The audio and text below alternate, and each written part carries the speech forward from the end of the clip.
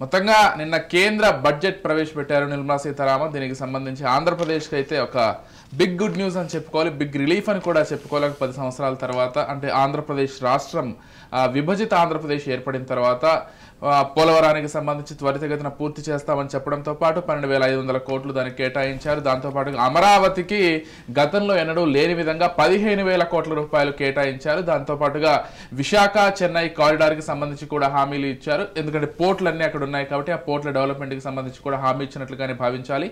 ఇక ఒకసారి మనం కేంద్ర బడ్జెట్ని పరిశీలించినట్లయితే 48.21 లక్షల కోట్ల రూపాయలతోటి ఈ బడ్జెట్ని ప్రవేశపెట్టారు. అంటే ప్రభుత్వానికి సమకూరే మొత్తం ఆదాయం 32.07 లక్షల కోట్లు అయితే ఇందులో పన్నుల ద్వారా వచ్చే ఆదాయం 28.83 లక్షల కోట్ల. ఇక అప్పులు పన్నేతర ఆదాయాలు 16 లక్షల కోట్లు, ద్రవ్యలోటు అయితే 4.9గా ఉంది. ఇక సంకీర్ణ ధర్మాన్ని అయితే మోదీ ప్రభుత్వం పాటించలేదనేటువంటి ఒక విమర్శ కూడా ఉంది. ఎందుకంటే నిన్న కొన్ని రాష్ట్రాలకు మాత్రమే హైలైట్ చేస్తూ బడ్జెట్లో కేటాయింపులు జరపడం, మరికొన్ని రాష్ట్రాలను పూర్తిగా నిర్లక్ష్యం చేశారనేటువంటి విషయం కూడా జరుగుతోంది. మొత్తంగా ఆంధ్రప్రదేశ్ సర్వతోముఖ అభివృద్ధికి సంబంధించి పూర్తిగా ప్రాధాన్యత ఇచ్చినట్లుగా స్పష్టంగా బడ్జెట్లో కనిపిస్తోంది. ఆంధ్రప్రదేశ్ అయితే పూర్తిగా హ్యాపీగా ఉందని చెప్పుకోవాలి. చంద్రబాబు అంటే అనేక విమర్శలు వచ్చినాక ఆయన కొంత మిన్నకున్నారు. అంటే ప్రత్యేక స్టేటస్ కి సంబంధించి కావచ్చు, ఇవన్నీ ప్రతిపక్షాలు డిమాండ్ చేస్తున్న సొంత పార్టీలో మీరు ఎందుకు అడగట్లేదు అనేటువంటి విషయాలు ప్రస్తావనకు వచ్చినా కానీ ఎలక్షన్ ముందు ఏ విధంగా కొంత సైలెంట్ గా ఉండి తతంగాన్ని నడిపించారో, ఎలక్షన్ తర్వాత బడ్జెట్ విషయంలో కూడా బడ్జెట్లో రాబట్టుకోవాల్సినటువంటి విషయాల్లో కూడా అదే విధంగా రాబట్టుకున్నారని చాలా స్పష్టంగా అర్థమవుతోంది. కాబట్టి కూటమిగా ఉండడం వల్ల ఆంధ్రప్రదేశ్కు పూర్తిగా లాభం చేకూరింది ఈ సారణలో మాత్రం ఎలాంటి డౌట్ కూడా అక్కర్లేదు.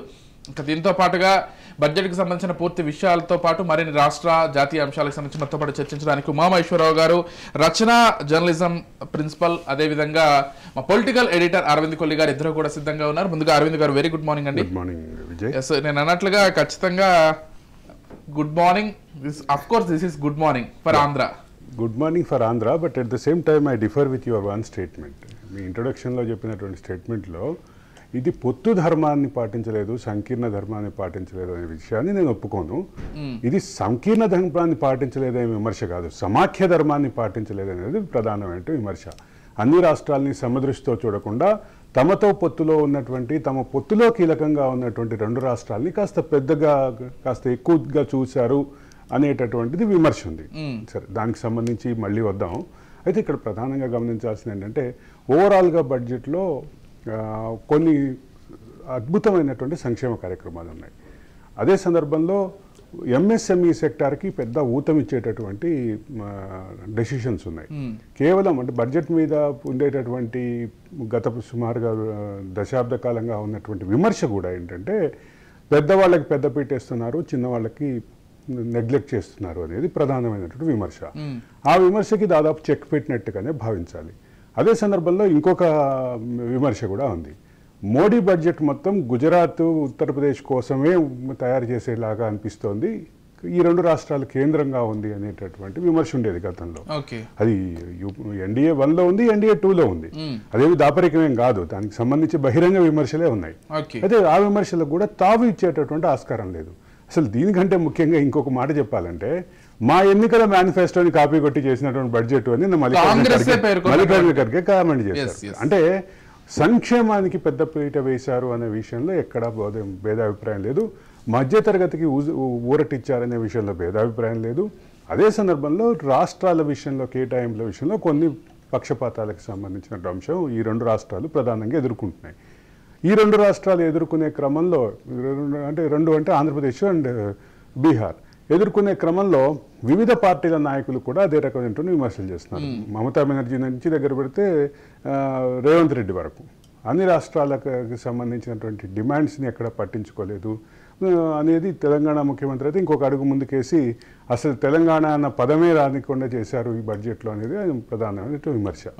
సరే, ఇవన్నీ ఎట్లా ఉన్నా ఇదే బడ్జెట్కి ముందు ప్రవేశపెట్టినటువంటి ఆర్థిక సర్వేలో తెలంగాణలో ఫార్మా రంగం గురించి, తెలంగాణలో స్టీల్ ఒక కొత్త కాన్సెప్ట్ వచ్చింది, సిద్దిపేట కేంద్రంగా అది అమలుకి ప్రారంభమైంది అనేటటువంటి అంశాన్ని ప్రస్తావిస్తూ ఆర్థిక సర్వేలో చాలా ప్రైజ్ చేశారు ఈ రెండింటిని.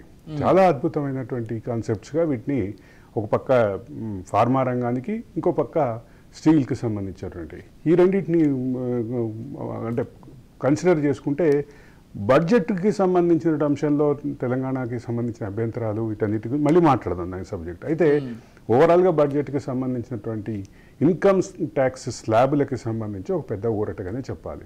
అదే సందర్భంలో అగ్రికల్చర్ సెగ్మెంట్కి కూడా చాలా పెద్ద ఊరటగానే చెప్పాలి. అయితే సహజంగా వచ్చేటటువంటి విమర్శలతో పాటు కొన్ని కన్స్ట్రక్టివ్ అంశాలు కూడా కొంత మిస్ అయినాయని వ్యక్తిగతంగా నా భావన. అదే రకమైనటువంటి అభిప్రాయంతో చాలామంది ఆర్థికవేత్తలు కూడా ఉన్నారు. రైట్. మోటార్ అకౌంట్ బడ్జెట్లో ప్రతిపాదించినటువంటి దక్షిణ భారతదేశంలో 2 అంటే బుల్లెట్ ట్రైన్లు, ఇప్పటికే ఒక బుల్లెట్ ట్రైన్ ముంబై అహ్మదాబాద్ మధ్య ప్రతిపాదిత బుల్లెట్ ట్రైన్ ఏదైతే అది వర్క్ ప్రారంభమైంది. దానికి సంబంధించినటువంటి ఇనిషియేషన్ కూడా జరిగి అది మధ్యలో ఉంది. దానికి ప్యారలల్గా దానికి సమాంతరంగా దక్షిణ భారతదేశంలో 2 బుల్లెట్ ట్రైన్లు ప్రతిపాదించారు. బుల్లెట్ ట్రైన్లు ప్రతిపాదించిన తర్వాత ఈ ఆంధ్రప్రదేశ్లో కొత్త గవర్నమెంట్ రాగానే నాలాంటి వాళ్ళని అనుకున్నామంటే చంద్రబాబు చక్రం తిప్పి ఈ బుల్లెట్ ట్రైన్ని ఆంధ్రప్రదేశ్ నుంచి లింక్ చేస్తూ ఆంధ్రప్రదేశ్కిను హైదరాబాద్కి, Vizag to Hyderabad or Amaravati to Hyderabad ఏర్పాటు చేస్తారేమో అనేటటువంటి ఆలోచన అయితే వచ్చింది నాలాంటి వాళ్ళకి. అట్ ద సేమ్ టైం బయట కూడా అదే రకమైనటువంటి డిస్కషన్ ఉంది. అంటే హైదరాబాద్కి అంటే ఆ తెలంగాణ ఆంధ్రప్రదేశ్ మధ్య బుల్లెట్ ట్రైన్ ప్రతిపాదన వచ్చే అవకాశం ఉంది అని, అదే సందర్భంలో అమరావతి లేదా విజయవాడ నుంచి బెంగళూరుకి ప్రతిపాదన వచ్చే అవకాశం ఉంది అనేటటువంటి విస్తృత చర్చ జరిగింది. ఈ అన్నిటి చర్చల నేపథ్యంలో దాని గురించి అసలు ఎక్కడ ప్రస్తావన లేదు.